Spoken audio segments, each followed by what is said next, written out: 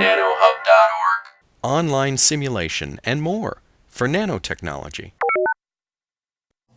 So, topic of today's lecture or overview is quantum dots, Nano 101 quantum dots. And for some of you, you might just say quantum what? Meaning, I'm going to spend about half of my time today talking about really where does quantum mechanics come about and why are these quantum dots interesting from that perspective and from the applications that we want to gain out of these quantum dots. But to really understand where they're coming from and what we can do with them, we really have to understand where does quantum mechanics come from and what are some of the fundamentals of it. So really the overview of the presentation is such that I'll talk about classical systems first to just give you reminders. So you're going to be sort of drinking from a fire hose in terms of information. So particles, propagating waves, standing waves, and chromatography. And then I want to highlight some strange experimental results that came about in the early 1900s, which really led to the advent of quantum mechanics. So there were discrete optical spectra, photoelectric effect, and particle wave duality. And then that gets us to the point that electrons are waves and electrons are particles, and we can think about quantum dots. So I'll show you what a quantum dot is, some experimental examples, some applications, and last but not least, I'll show you some of the research that my group is doing on quantum dots with multi-million atom simulations on parallel machines. So that's sort of the drinking of the fire hose type approach. And just as a starter and a reminder to set contrasts, so classical macroscopic particles, the way we normally think of this iPod there or anything that we normally put our hands on, it has a finite extent, it has a finite weight, and it is countable with integers, right? We can take an item and we can handle it. So that's how we think of a particle instead of a fluid, for example. Then the laws of motion are classical Newtonian mechanics, so F equals m times a, right? It's very classical stuff you've learned way back when. The interactions with other particles are based on energy continuity and momentum continuity. So those are the things that you usually derive interactions with amongst classical particles from. So if one billiard ball bounces into another, you apply energy conservation and momentum conservation, and you figure out where's that second ball going to. Something you've done in mechanics. So the example is a billiard ball. The key thing while I showed this slide is in classical, the extent is continuous. The weight is continuous, and the particles are discrete. We can count them. What I mean by that is, if you want to make the extent a little bit bigger, you just expand it a little bit out. If you want to make it a little bit smaller, you shave off a little bit of the thing. But it's in our thinking, it's continuous. There's nothing discrete about this thing in terms of weight and extent. So then there's propagating plane waves that you surely dealt with in math classes. They have an infinite extent. They have a finite wavelength and they have a finite frequency. So you might have a sine wave that propagates like this. And the law of motion is typically a wave equation, which is a second order differential equation in t, in time and in space. And one solution for this equation would be a sine wave. So if you plugged in this expression here into this equation, you will find it'll satisfy this equation, and you will have to satisfy a certain dispersion relationship between the frequency and the momentum that is determined in this, or that is used in this equation here, or in this wave. The interactions with other waves amongst each other, you know that they can interfere with each other. So you could take one wave and another wave, and if they're slightly different in frequency, you'll see a double oscillation type pattern. So you know they can coherently add to each other. I mean, that's something you've seen in math, you've seen in signal processing classes. So they can have constructive and destructive interference, and they can even cancel each other out, right? So there's no amplitude right there. Then you might have heard of the Huygens Principle, that any plane wave, a wavefront like that, can be reconstructed as a startup of an individual set of circular waves. So if I start from here, you draw a little circle here and here and here on each of these sources, you'll find a new wavefront that is constructed. So you can really make up a plane wave of many little circular waves. And that kind of intuitively shows you that waves can go around corners. If you injected something here with a plane wave, it can bend around corners. And that's why light can go around corners. You have diffraction, right? So the bad part is I had all kinds of animations on my Mac. That's why I'm frantically trying to get this thing really alive. So hopefully I can show you this animation later. It was an animation showing this Huygens Principle. So now one thing that in the late 1800s people made an experiment. It's the so-called double slit experiment, where light was sourced from one little source, and then through a filter it had two slots or two slits here, and the light was then coming from one source but split into two. And what was predicted, if light were a wave, there should be interference patterns like this. But if light was a particle, then there wouldn't be an interference pattern. There's no reason why there should be an interference. So, but experimentally was observed indeed an interference pattern. So that was sort of the accepted proof that light is an electromagnetic wave. That light can interfere, it can therefore, and it has wave properties. And so it's an electromagnetic wave that consists of an electric and a magnetic field that are oscillating in space and time. So that was sort of an accepted thing. And again, I want to show here what are the characteristics. Well, the wave have an infinite extent. They're not countable, right? You can't really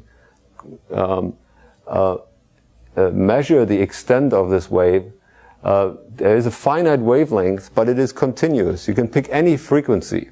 In principle, it's a continuous thing. If you have a certain source, you should be able to pick any frequency, and the frequency is finite. It's not an infinite thing. So then there's a concept of standing waves, and that is sort of a mixture between a propagating wave and a particle already. So you've seen like a string in a guitar as a classical standing wave. You have a fixed boundary condition here, and you might have a wave that just sits in 1/2 wavelength of the length of the oscillator L. Or you might fit a full 2 lobes in here. That would be, the wavelength would be then a full L. So these standing waves, they have a finite extent, they have discrete wavelengths, and they have discrete frequencies because they have discrete wavelengths. So the law of motion is again a wave equation, but the solution you pick is finite in space. So it's a sine function in this space, but it's 0 outside of this space. So it is confined. It is not infinitely extended. And the interaction with the other waves, they can be coherent superpositions again. For example, sounds can add in an instrument, right?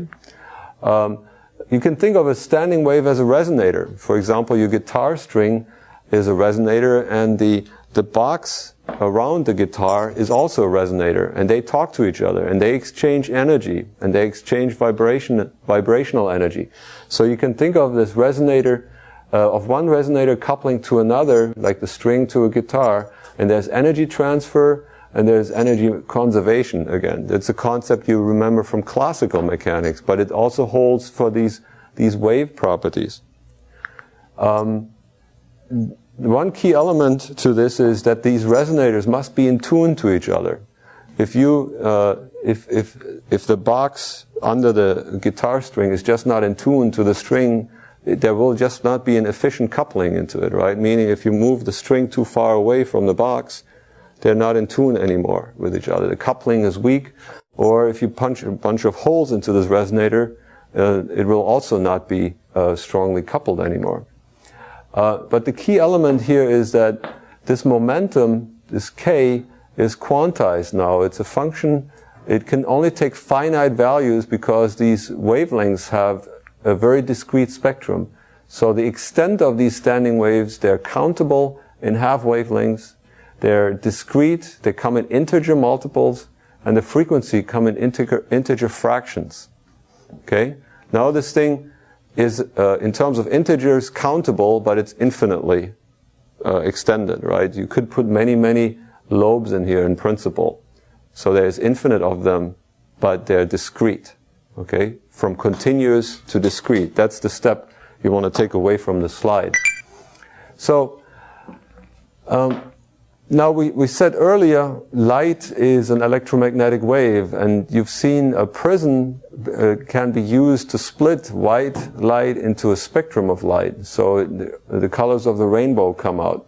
So white light consists of a broad spectrum of colors, and each individual color is associated with a particular frequency of the wave. Now, in that sense, this prism does a dissection of white light into its frequency components. Okay? It basically is an analyzer. And that's, in a sense, also called a chromatograph. It looks at the colors. The chroma is the Greek word for color, and it analyzes it. So why do I put these things together now? Well, I've shown you that classical particles are finite in extent, propagating waves are infinite in extent, standing waves are waves but of finite extent. So these are these waves of finite extent, and then I talked a little bit about, these chromatographs can really dissect light that looks white, and it can dissect it into components. So the next part of my talk is I'll talk about a little bit about strange experimental results, and which really led to quantum mechanics. So people like to burn things, right? So what they did is, indeed, they burned properties and shined the light that came out of it through a prism. What they found is that if you take clean material, elemental material, and burn it, you don't get really white light, and you don't get a continuous spectrum. There's not all colors of the rainbow in that spectrum. So they heated up elemental materials, and they found that it actually is a discrete spectrum. So instead of having all colors of the rainbow, they found discrete lines. Very sharp lines, yes? By elemental, do you just mean not compounds? Yes, yes. Let's think in terms of elements of the periodic table. Okay. It also works for compounds, but then it gets more complicated. So here's a spectrum of hydrogen. Here's a spectrum of iron. And it turns out that these spectra are really fingerprints of material. Each elemental material has its own spectrum. That was a major insight into chemistry and a major insight into what is material made of. You've seen this yellow light pretty much every night. It's in bright sodium vapor lamps. If you go outside on parking lots at night, the orangey bright lights, they're highly efficient light because they convert all this heat energy into one single line, and we happen to see that single line. I mean, you can't see UV light, you cannot see infrared light, but all this energy is really converted into light that we see. So that's why it's a very high efficiency light, because there's not a whole lot of loss into spectra we don't see. So you're exposed a little bit to that through experience. So, but really this led to the development of the early atomic models, that people figured out there's something special about these spectral lines. And they explained them with a model where there's an atomic core and electrons are zooming around in orbitals. And adding energy to them, heating them up, basically excites electrons from a lower orbital into a higher orbital, and eventually they fall back down. And when they fall back down, that energy is put into light, and we see that light. And within that model, there's discreteness, that there is discrete hopping from one orbital to the next, and that orbital is a discrete energy. So that was the advent of early quantum mechanics. Then their more sophisticated models were developed that these are not circular orbits really, but there's probability density functions, like here's an s orbital, here's a p orbital, here's a d orbital. So you might have seen that in chemistry. But this really came originally all from these experimental observations of spectra. So really, in a sense, that was the first insight that electrons are standing waves that are bound to a certain core. Okay? These electrons are treated as a wave, and they are bound to a certain box, and the box is basically held together by a core. And there's discrete transitions in this level spectrum, and they lead to the discrete optical lines. And every atom is different. It has different sets of orbitals, different sets of electrons, and that's why each material has a different spectrum. So that's why it's a fingerprint to the material. Okay? So then there was one other fundamental experimental evidence that people were scratching their heads for 55 years or so. They found that if they shine light on a clean metal, that they can extract electrons out of it. And they could measure the electrostatic charge that comes out of the metal. Now, they started these experiments in roughly 1839, and there were a couple of unexplained problems. So they kind of had a feeling that, well, these electrons don't come out at any given time, so there must be some sort of confinement, right? They can't just come out. So they say, well, there must be some binding energy that holds these electrons inside rather than them hopping out, and that the light will provide some energy for them to hop out. That's the intuitive picture. Well, if they shine light in there and it's a continuous thing, you would think that these electrons would just accumulate more and more energy, and eventually they would hop out, right? It's sort of like a continuous excitation, and eventually they'd hop out. That didn't happen. As soon as you shine light on it, they hop out. It's like instantaneous. Like light in, boom, they're out. It's not like a swing where you swing them higher and higher and higher. They accumulate that energy and then they hop out. Okay? So there was something wrong about that point of view. Then increasing the light intensity, just making the light higher in intensity, meaning brighter, did not increase the number of electrons that were hopping out. It just made these guys that did come out, it made them move faster. They could measure how fast they would come out. Then the next thing is, red light will not cause emission whatsoever. Even if you shine extremely high intensity light on there, red light never did the job. But weak violet light, ultraviolet light did do the job, but it ejected few electrons if it was very weak. But so there was something that set off a minimum frequency of the light that allowed the electrons to come out. So there was something discrete about it. And once they came out, the energy that they were left over with was reduced by some minimum energy that had to be provided. So one of the breakthroughs that Einstein provided in 1905, and he got the Nobel Prize in 1921 for this, is he formulated the description of this photoelectric effect by claiming that that light here is really a particle effect. It's a photon. And what happens is that a single photon can come in, and if it has energy high enough to knock out an electron out here, it can raise it above this barrier, and whatever energy is left, that electron can take away. But it's a discrete effect of a body-to-body interaction. So that's this E equals hf, where f is the frequency of the light, h is Planck's constant.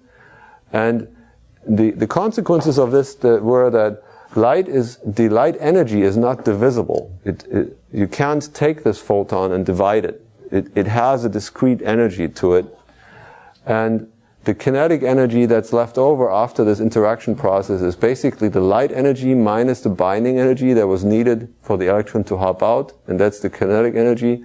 And that's greater than 0 if the light energy is high enough. If it's too small, the photon just cannot provide the energy for that electron being knocked out of this place here. And eventually it might be excited, but it falls down to interactions again. So it takes a particle of a certain strength to knock another particle out of the ring. That's one way of thinking about it. Alright, so light consists of particles, and these are called photons. But that was revolutionizing. The rest of the world at that time thought light is an electromagnetic wave, right? There's a collision there, right? Is it a particle? Is it a wave? And that's what's called particle-wave duality. People have begun to just live with the fact that we can describe all particles as having a little bit of a wave property. They can interfere, they can diffract, they can form standing waves, and all waves have particle properties. They have momentum, they have energy, they can be created and destroyed. And the typical description really depends on what you're trying to achieve. So you typically use energy, frequency, momentum, and you use a set of quantum numbers that describe the discreteness of these properties. So the key is choosing wisely according to the topics that you're trying to tackle. You either take on the view, well, this is a particle, or do you take on the view, this is a wave. Okay? So, and some more mind games. So electrons and atoms are attracted or confined by an atomic core. So that causes these electrons to be quantized in energy and to be localized in orbitals. Right? Now, what if we could do the following? If we could find a man-made way to confine electrons in a small space. And what if that space is quote-unquote clean? And we can discuss what clean means. Well, then we sort of have an artificial atom. And that's what we call a quantum dot. Okay? But it could be much larger than a single atom. It could be consisting of millions of atoms, as long as we are able to confine a single electron into a small space. Alright, so by now you're feeling pain. Your pain is roughly middle through the lecture, right? Now we're going to talking about quantum dots. So what is a quantum dot? What are experimental examples, and why would you care? What would you do with them? Alright, so the physical structure of a quantum dot can be defined as follows. It's a well-conducting, low-energy domain surrounded in all 3 dimensions by a low-conducting / high-energy region.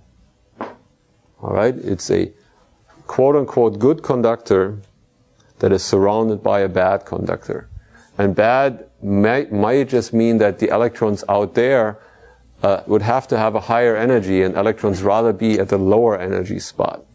Okay, it doesn't mean it's a dirty conductor outside, it just means the electrons rather be at the lower conducting domain. And then this domain size has to be on a nanometer scale, and that is related to the electron wavelength. The box, or the confinement area, has to be comparable to the so-called de Broglie wavelength. Now, the electronic structure that comes out of that is that the energy of these electrons is now quantized. They build artificial atoms. If you have coupled quantum dots, you have artificial molecules. So you can study quantum mechanics on a nanometer scale, versus if you wanted to study quantum mechanics on an atomic scale, you got to go down another order of 100 or so.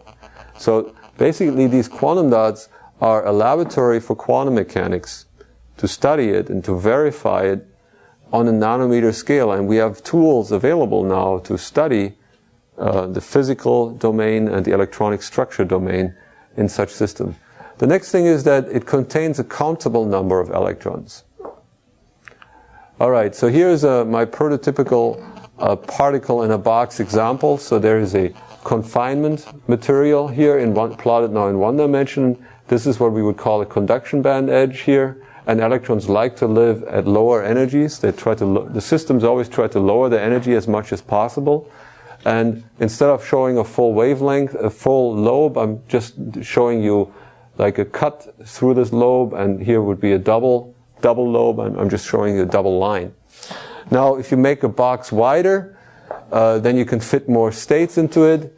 The wider the box, the narrower the states come together in energy.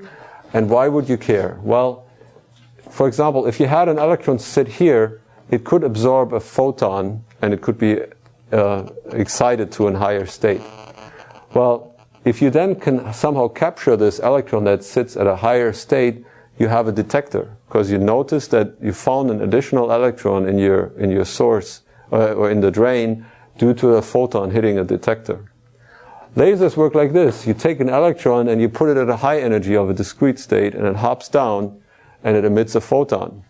If you can arrange that in a logical sense, that you can pump in electrons at high energies and they find ways to come down, they will emit a photon. You can extract that photon and you can make a laser out of this. And then electrons can do other funky things like tunneling. They can actually go through barriers.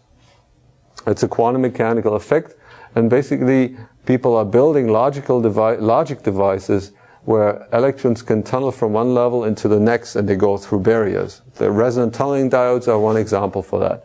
Now you could think about detection, lasers and logic and memory. You can think of this as input, output and logic and memory. Yes? Those pretty much potential wells? Yes. Okay. So I'm showing you a one-dimensional picture of a potential well, and quantum dots now make this happen in all 3 dimensions. But it's kind of harder to plot that in 3 dimensions. But I'll have plenty of 3D plots as well. Okay? So here's the 3D plot. Right? So here is a pyramidal quantum dot, and there's an s orbital-like wave function sitting inside. And the next excited state is a px orbital. The next one would be a py orbital. Right? So that's sort of like ground state 1 lobe, excited state 2 lobes. Right? But in one on the right it's in 1 dimension, and on the left it's in 3 dimensions. Okay? So quantum dots are artificial atoms that can be custom designed for a variety of applications. And custom design, I mean, depending on how you choose these thicknesses or the sizes, depending on how tall you choose these barriers, the states and the spectra are going to vary. So you have a laboratory at your hand where you design things. You design your own quantum mechanical systems. All right. So experimentally, these things can be built in many different ways. One that I'm working on from the theory side is the experimental incarnation of indium gallium arsenide on top of gallium arsenide. And I couldn't construct the PowerPoint slide for that. The way I think of this is you have a wafer, say gallium arsenide here, and that wafer is discrete in its atom positions. Okay, it's a crystal. Now you're trying to grow indium arsenide on it, but indium arsenide has a larger lattice constant. Okay, so it's kind of like trying to put Legos that don't quite fit on a base layer. Somehow your Legos were increased somewhat. So what happens is these atoms, these unit cells are kind of aligning here, but then they're getting distorted. So they can't be as wide as they like, so they grow in height. Okay? So that's a very strange system. And the essence of this is then that it doesn't continue to grow. At some point, these things clump up, and they clump up into little crystals. And these little crystals actually have pyramidal symmetry. They have actually facets on them, or they can be domes, like that. Another incarnation of quantum dots could be somebody building a gallium arsenide wafer, and then electrostatically confining electrons in a small domain. So they do these fingers with lithography, and they're depleting the electrostatic potential in the structure. So that's one way of doing it. Other people build similar things like these, but they build them in chemical solutions. So they're basically little balls of, say, cadmium selenide or zinc selenide that are formed through chemical reactions, so in a fluid, and then they are put onto a surface maybe, and then the fluid evaporates or gets heated off, and they might make arrays out of it, or they might keep them in the fluid, and depending on the size of these particles, different optical spectra are emitted. Okay, so here these are colloidal dots of different sizes, and if they're illuminated, they shine light back in different colors. Earlier I showed you different discrete spectra, right? So these are artificial atoms that have all their a certain specific light emission to them, and they're man-made. Okay? So here's now an overview of potential applications. Here's two crossing lines, and on top of a silicon wafer, and inside here is effectively a quantum dot, and people are building quantum dot memories, meaning electron inside or not inside. So that's a 1 and a 0 of a memory cell. Then people are building field effect transistors, effectively with a quantum dot inside, so electrons can come from the source, hop into the quantum dot, and hop into the drain. Another example is electrostatically coupled quantum dots. So there might be an array of 4, and it can, where you put in 2 electrons, so they repel each other. So the 2 will want to be on opposite sides. So the system either looks like this or it looks like this. Now, if you take many cells and align them up, they would like to be all aligned like this, because this guy likes to be like this. So there shouldn't be an electron here, so this system will pop over here, which will propagate down the line. So you're actually propagating a polarization down the line. These colloidal dots are being used as optical markers. They're small enough that people are dreaming about putting them in a physical body, into organs, and attach chemicals to the surface to see, for example, if they attach themselves to cancer cells, and then you shine light on it and you would see where the cancer cells are. That's a high-level picture of these colloidal dots that are introduced in tissue. Quantum dots are being dreamt of for quantum computing, where you're doing quantum computing processing, where you're not computing with charge, but you're computing with a quantum mechanical state. And from a very, actually, near-term application, people are talking about quantum dots as being used in detectors. And I'll talk a little bit about this in the next one. So quantum wells are currently used for infrared detection and other optical detection. But the problem is, a quantum well is a one-dimensional structure like that. So it's a sandwich that's grown from the bottom to the top. But they will not absorb light that comes in straight on. Somehow you have to turn the axis of the light. It's a problem with these quantum wells. So they're blind really to light that comes in straight on. But so what people do is then they put a grating on top, an electromagnetic grating, where it effectively turns the light. It turns the angle of the light, and then the light can be absorbed. And you do that through electromagnetic modeling, and we've done that at JPL. But these quantum dots have the property they're three-dimensional objects. They don't have just a one-dimensional symmetry, so they can actually absorb light that is orthogonal right to the surface. You don't have to have this grating, which loses a lot of light and loses a lot of sensitivity. Then there's one more application here that was highlighted for lighting. If you can make, as I pointed out earlier, these sodium lamps are very high efficiency lamps. If you can make systems that are not getting so hot and you can make them on small displays, you have yourself a winner, and people are dreaming about using these quantum dots in lighting applications. Then last but not least, I want to talk a little bit about Moore's law. So Moore's law is loosely formulated that the overall device performance doubles every 18 months, and I'm talking about transistor devices in a computer. And that has been historically true for over 20 years. Right? That's why these computers are getting faster and faster and more powerful. So that technically was achieved by making these transistors that are all grown on a 2D plane, making them in the 2D dimension, making them smaller and smaller. And people typically plot the feature size, so this lateral feature size, as a function of development years on a log scale that actually goes down linear. So that shows you that there's an exponential decay in the size. But we're getting down to this area where quantum effects are creeping in, and certainly if you're making this lateral feature size down to 10 nanometers, so 0.02 micron, then certainly quantum effects are going to be very important. What this chart usually neglects is that there's layers in these devices that are already extremely thin. And quantum mechanics are already ruling in this dimension. And quantum device simulators that are being used to design today's devices have to take care of quantum mechanical features already in this dimension. They typically neglect them in this dimension. One other feature that they typically neglect is that the number of electrons that are sitting under a CMOS gate. So in typical devices that are produced today, there are some 10,000 or 100,000 electrons that are operating this valve.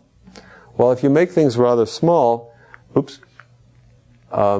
will have just a few tens of electrons or a few hundred of electrons there. Now, each electron has a certain capacitance associated with it, a capacitive energy of sitting on this gate or not. Now, if you have, if the device is large, the capacitance is very large. And really, the room temperature, KT, the energy in the room temperature or in the environment is much larger than the energy associated with a single electron hopping onto the device or not. So one electron hopping on or off doesn't make a whole lot of difference to the electrostatics of the device. But if you're getting to the realm where the devices are very small, capacitances are very small, then this charging energy for one electron to hop onto the system makes a tremendous difference. Okay?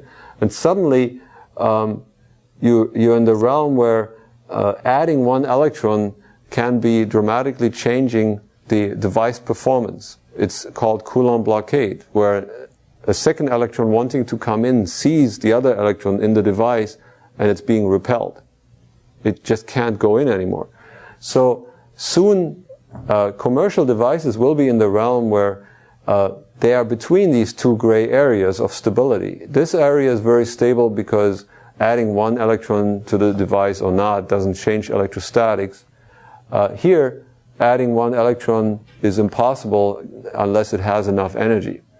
So, but that's very stable, and this is very stable. In between, it's rather unstable, and you have a noisy system where if you add a few electrons, they change the whole device characteristic significantly. All right, so that's sort of where quantum dots come into technology and what they are. And now I'd like to talk a little bit at the end about this tool that we've been building at JPL and now here. It's called Nano Electronic Modeling, or NEMO 3D. It allows multimillion atom simulations, and it models these artificial atoms and artificial molecules. All right, so the modeling agenda sort of starts out from wanting to model physical structures that contain multi-million atoms. Okay, so these are crystal geometries like this, or a nanotube, but each atom needs to be represented in this structure. And each atom has individual orbitals associated with them. And we need these orbitals to describe the electronic structure in these atoms. So we describe each atom with a set of orbitals. We map them into a real structure. And then in this big structure, we compute these nanoscale quantum states, like here's an s orbital. And then we use these quantum states to map them into sensors or to map them into computing. Now, this is a little bit more for experts. The idea now is, if you want to do quantum mechanics, you have to choose a basis system.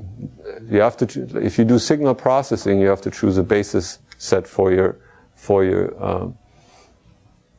system. So typically, physicists like to use plane waves, e to the ikx type plane wave, because they're nicely easy handleable. and you can do Fourier transforms of infinitely periodic systems. They work like a charm, and effectively these are then called pseudopotentials for systems like this.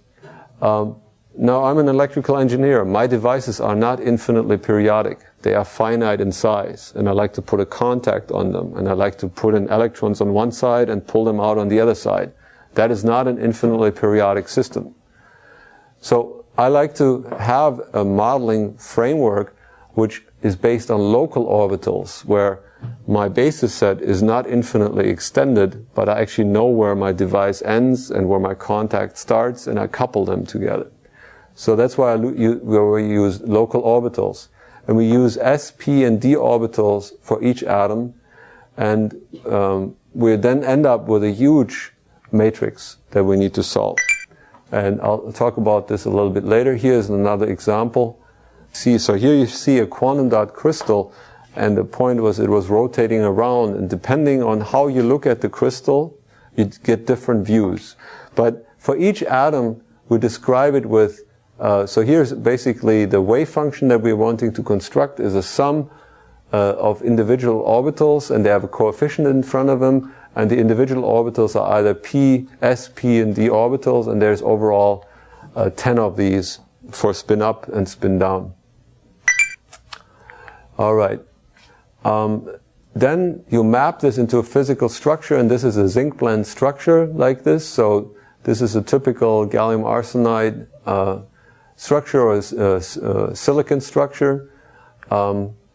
Each atom has 4 nearest neighbors, and there's coupling elements that one s orbital over here will talk to a p orbital over here, and a p orbital over here will talk to another p orbital over here. So there's basically matrix elements. So, and you write this like this. There's each atom has its own coefficients, and then it sums in another sum over all the 4 neighboring atoms. Okay? So effectively what you have is a matrix, that Hamiltonian matrix, where each atom has a matrix of a 10 by 10, and then it talks to 4 other atoms that are sitting somewhere like this, and then there's another matrix of another atom, and it has some other blocks it can talk to, and maybe they are neighbors or something like this. So you're starting to construct a sparse matrix, and this matrix is of the order of, if you have 1 million atoms, you would have 1 million of these blocks, okay, in terms of size of the overall matrix. But the matrix is only filled in 1, 2, 3, 4, 5 blocks each, because each subblock will only talk to 4 other subblocks. It will not, this atom will not talk to this atom, because there's no bond to it, okay? So this matrix has a certain structure, and what we do is we model first a subsystem, a small system like this, so it properly represents the material property, for example, of gallium arsenide and indium arsenide, and then we map these orbital interactions onto a huge structure, which gives us a system where now we can handle a system of 21 million atoms. So we could have a system where this matrix is 21 million block sizes big. That's a pretty big matrix. I don't think your little portable will hold this, right? To give you a size, the matrix order is 4 times 10 to the 8. Okay? So then the key is we want to pull out eigenvalues out of this matrix. The way we do that is we divide this matrix amongst slices, and we put each slice onto a different processor. And what we do is we need to do a matrix vector multiplication, where now these huge blocks are sitting on different computers. So each slice on different computers, and we process this on a parallel system. We have different algorithms available for this, and I'm showing this slide to give you a kind of overview of where supercomputing has gone. When I started my job at JPL, I told my boss I'm not recommending anybody do this, I told him I hate supercomputers. He was the leader of the supercomputing group. And he said, well, you might change your attitude. And I did, because in 1997 we built number 2 of a Beowulf cluster. Tom Sterling, who sort of invented Beowulf computing, was in our group. So we started from a hunk of PCs, Within 4 or 5 years, you can now buy commercial products, racks of PCs, where this is widely adopted. Now, for you guys, $100,000 seems like a whole lot of money. I understand that, but compared to $5 million, $100,000 is a whole lot cheaper. And these $100,000 computers can compete with $5 million computers at that time, right? So small research groups can afford having their own individual supercomputers to themselves. And that is why parallel computing has become more and more popular, because people can really afford their own supercomputer. Here's a graph of performance of this NEMO 3D code, of this matrix vector multiply. And what you want to achieve in parallel computing is, if you double the number of CPUs, you would like to divide your compute time by 2, right? You do an investment, give it more CPUs, you would like to divide your compute time by 2. So on a log-log scale, if you plot time versus numbers of CPUs, you'd like to have a graph like this, like an ideal graph. Okay? So that looks linear on a log-log scale, or if you do it on a linear scale, it's a hyperbola, right? You divide by 2 and then 2 again. So here is the plot of NEMO 3D for different system sizes. So for 1/8 of a million atoms, 1/4, 1/2, 1, 2, 4, and 8 million atoms. And it scales really nicely and linearly on this log-log scale. So the performance of this code is quite nice. And we can compute various eigenstates of the system like this. So here's the first, the ground state. Here is sort of a px, a py, and a pz orbital. And then things get more complicated in the pyramidal structure. They're not really the normal quantum numbers anymore. The wave functions look really funky. There might be 3 lobes and a little lobe up there. There might be overlapping lobes, or things look really sort of like spaceships. I mean, you can do all kinds of neat things, because these are your own atoms. They have their own wave functions. They have their own characteristics. So what we do within the Network for Computational Nanotechnology is we try to employ high-performance computing and visualization. So we built a team that started to work on this NEMO 3D tool. There's a bunch of people from engineering, from computer science, and from the ITAP, IT at Purdue, that are working on this. We started, I transferred this code last year from when I came to Purdue from JPL to here. So basically last year we went from 100,000 atoms that we could calculate eigenvectors for, we went to 21 million atoms. Which is a tremendous breakthrough. And here is a result of an end-to-end compute time as a function of number of atoms. So that it was run on the NSF TeraGrid. That's a large accumulation of supercomputers. And this is the end-to-end compute time. So 21 million atoms roughly took 11 hours to compute on 64 CPUs. Okay, so we parked a job on 64 high-performance computing CPUs for 12 hours, and we got a result out. If we ran this, here's sort of a scaling mark. If we run it on 64 CPUs, it will cost us about ½ an hour per million atoms. If we run on just half of the CPUs, it'll cost us roughly double the time. So that shows that the code scales nicely. There's not a whole lot of payment you have to do for adding more CPUs. They're not wasted, they're useful.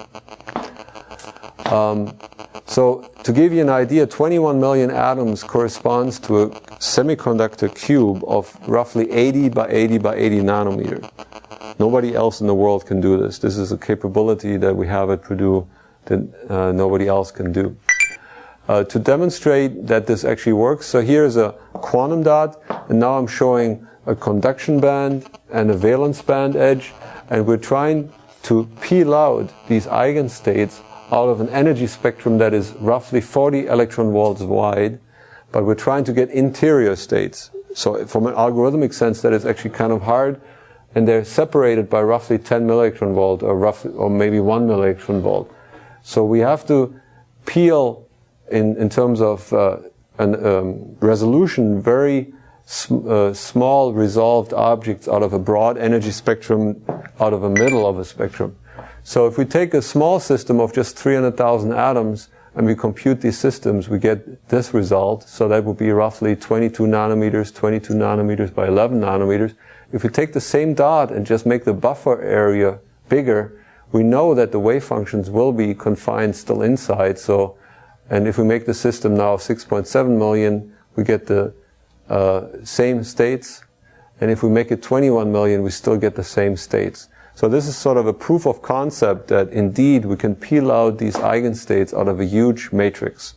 And basically it means we can get unique and targeted eigenstates of correct symmetry out of this huge matrix. So why would you care? Well, now we can treat really big systems. We can take, for example, quantum dots. They like to grow on top of each other.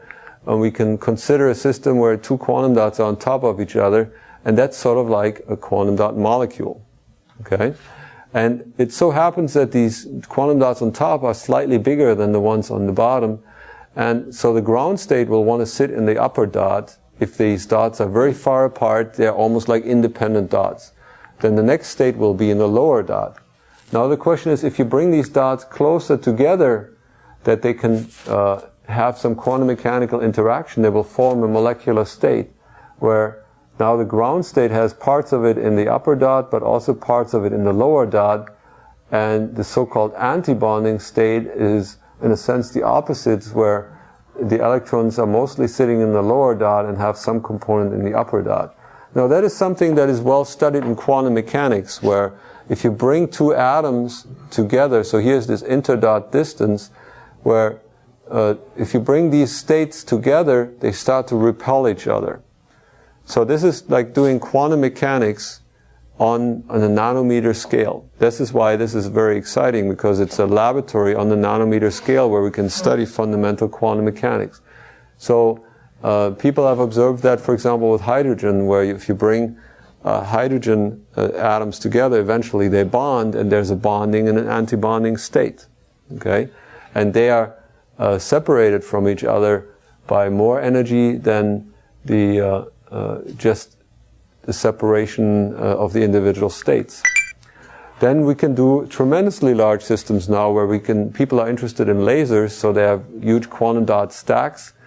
So if you have 7 identical dots, you can have, we can compute the states in this, and it's interesting that if you make it perfectly symmetric and you don't include strain, that the upper state is looking very similar to the lower state, and there's symmetry between these groups of states.